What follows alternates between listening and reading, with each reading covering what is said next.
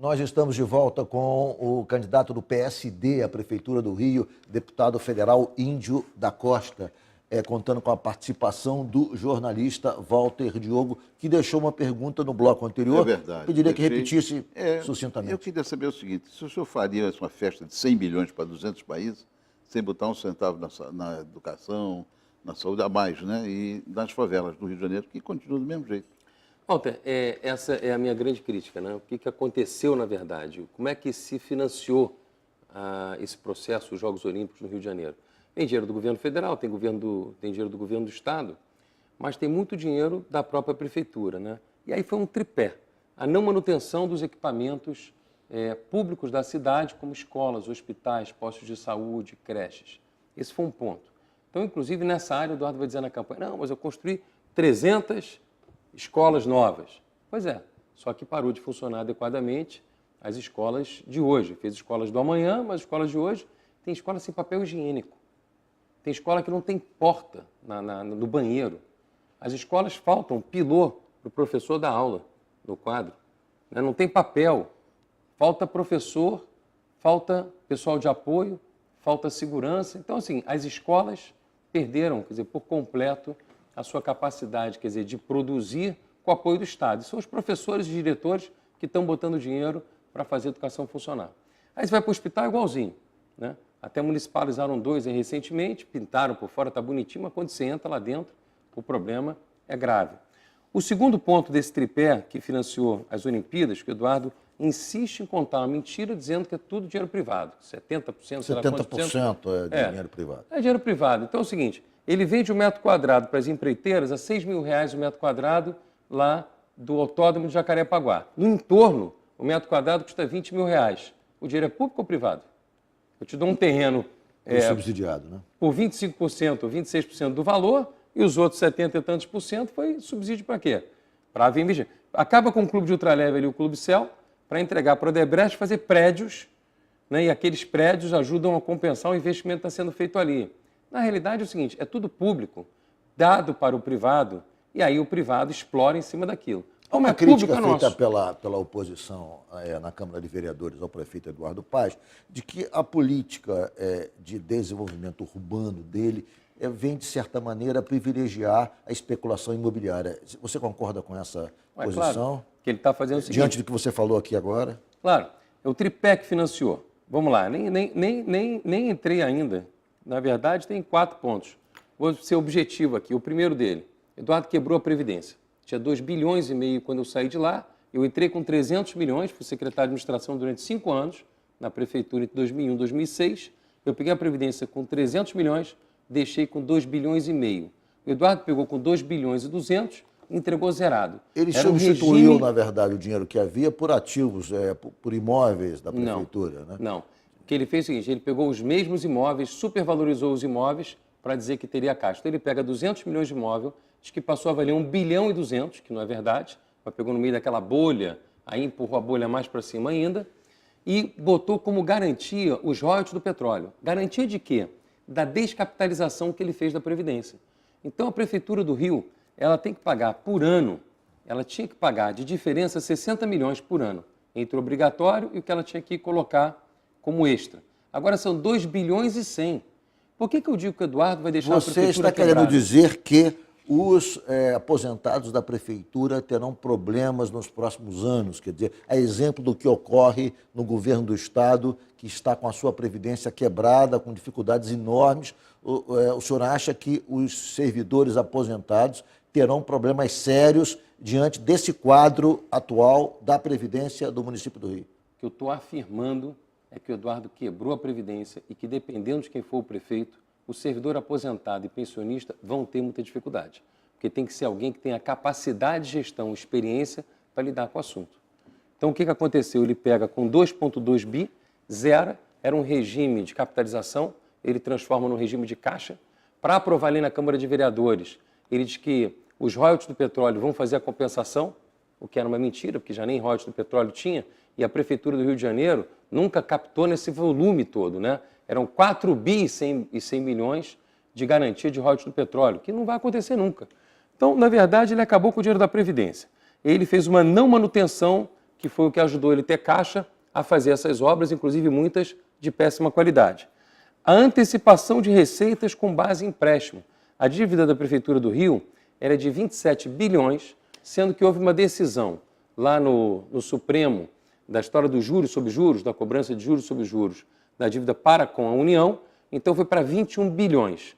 Mais recentemente ele está pegando mais 1 bilhão agora do BNDES, agora diz que tem mais 1 bilhão depois das Olimpíadas para ajudar a manter os equipamentos olímpicos e desmontar os equipamentos olímpicos. Então, assim, para deixar claro logo para o eleitor aqui, é o seguinte, olha, pode ter certeza que tudo que foi feito, eu vou aproveitar se for prefeito. Não é que eu vou sair desmontando o que foi feito.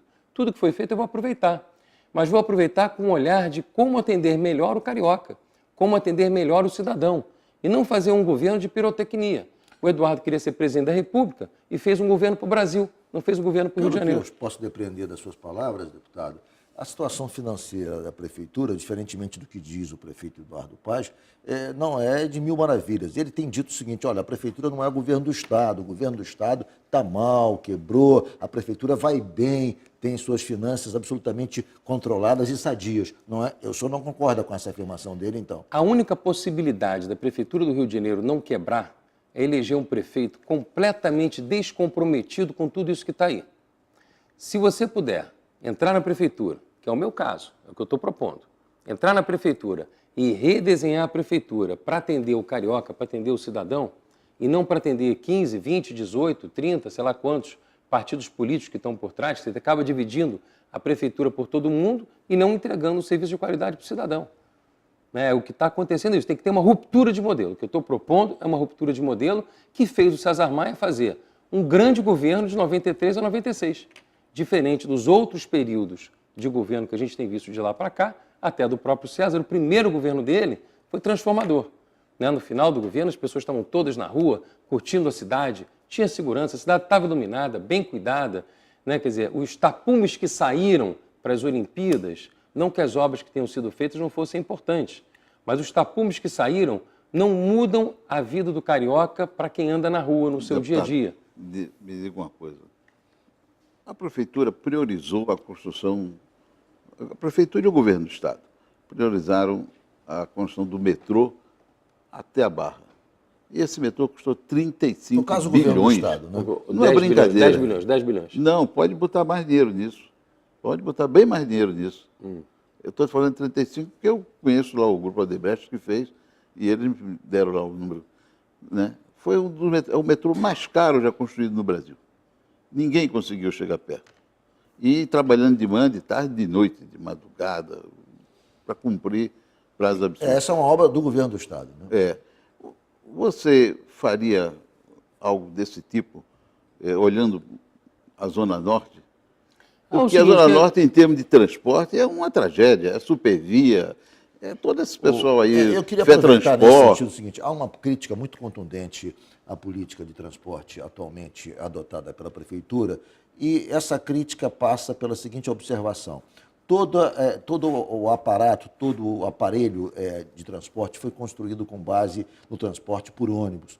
E infere-se daí que há uma influência muito grande da FETransport, digamos, na definição da política de transportes do município. Quando nós deveríamos ter mais transporte sobre trilhos, enfim, investir mais nesse setor. Eu queria que o senhor fizesse uma análise crítica da atual política de transporte e até que ponto o senhor concorda ou não com essa influência, se é que ela existe, da FETransport na definição de rumos dessa mesma política de transporte.